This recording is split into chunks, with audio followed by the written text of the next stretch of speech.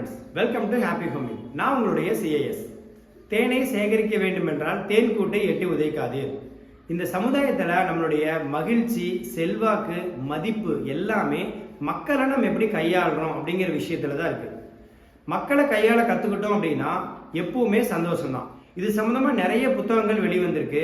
அதில் top most golden rule of relationship management என்ன அப்படின்னு பார்த்தீங்கன்னா, treat others as you would like to be treated yourself. அதாவது மற்றவங்க நம்மளை எப்படி நடத்தணும்னு நம்ம விரும்புகிறோமோ அதே மாதிரி மற்றவங்களை நம்ம நடத்துகிறோமா அப்படின்னு நம்ம யோசிச்சு பார்க்கணும். 1936 வெளிவந்த how to win friends and influence people அப்படிங்கிற புத்தகம் ரொம்பவே ஃபேமஸான புத்தகம். அதில் டேல் கார்னகி நிறைய விஷயம் சொல்கிறாரு.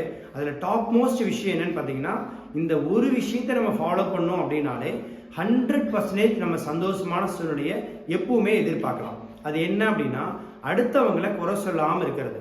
ஸோ வீட்டுக்குள்ளேயும் சரி, நம்ம தொழில் ரீதியான உறவுகள்லையும் சரி, தொழில் வளர்ச்சிக்கும் சரி, குறை சொல்லாமல் இருந்தோம் அப்படின்னா சந்தோஷம் நிலவும், வேகமாக நம்ம வளர்ச்சி பாதையில் போகலாம் அப்படிங்கிறாரு டேல் கார்னகி. நம்ம ஒவ்வொரு முறை குறை சொல்லும் பொழுதும் மற்றவங்களை திருத்துறதா நம்ம நினைக்கிறோம். ஆனால் அந்த இடத்துல என்ன நடக்குதுன்னு பார்த்தீங்கன்னா, யாருமே தன்னுடைய குறைகளை ஏற்றுக்க மாட்டாங்க. அதுக்கு பதிலாக நியாயப்படுத்த முயற்சிப்பாங்க. தற்காப்பு அப்படிங்கிற நிலைக்கு அவங்க போயிடுறாங்க அப்படிங்கிறாரு டேல் கார்னகி. ஸோ இந்த இடத்துல என்ன ஆகுது, ஒரு வெறுப்புணர்ச்சி தான் ஏற்படுது. அது நம்மளோட சந்தோஷத்தை முற்றிலுமாக குலைச்சிருது. A complaining mind will never be peaceful அப்படிங்கிறாரு மகாத்ரேயரா. ஸோ கம்ப்ளைண்ட் பண்ணாமல் இருந்தோம் அப்படின்னா ரொம்ப நம்ம ஹார்ட்ஃபுல்லாக, ரொம்ப தேங்க்ஃபுல்னஸோடு இருப்போம். அப்போ ஒவ்வொரு முறை குறை சொல்லும் பொழுதும் 2 சாய்ஸ் நமக்கு இருக்குது. So happiness is a choice. என்ன சாய்ஸ்? குறை சொன்னோம் அப்படின்னா அந்த இடத்துல வெறுப்புணர்ச்சி வரும், சந்தோஷம் கெட்டு போகும். அதுக்கு பதிலாக பொறுப்பெடுத்துக்கிட்டு நம்ம அந்த வேலையை செஞ்சுட்டோம் அப்படின்னா அந்த இடத்துல சந்தோஷமான சூழ்நிலை நிலவும். ஒரு உதாரணத்துக்கு, ஃபேன் ஓடிக்கிட்டே இருக்கு, யாரும் ஆஃப் பண்ண மாட்டேங்கிறாங்க, லைட் போட்டுக்கிட்டே போயிடுறாங்க அப்படின்னு நம்ம குறை சொல்றதுக்கு பதிலாக நம்ம ஃபேனையும் லைட்டையும் சுவிட்ச் ஆஃப் பண்ணிட்டு போயிட்டோம் அப்படின்னா அதை பார்க்குறவங்க ஆட்டோமேட்டிக்காக அடுத்த டைம் மாறிக்குவாங்க. அந்த இடத்துல ஹாப்பினஸ், சந்தோஷமான சூழ்நிலை நிலவும்.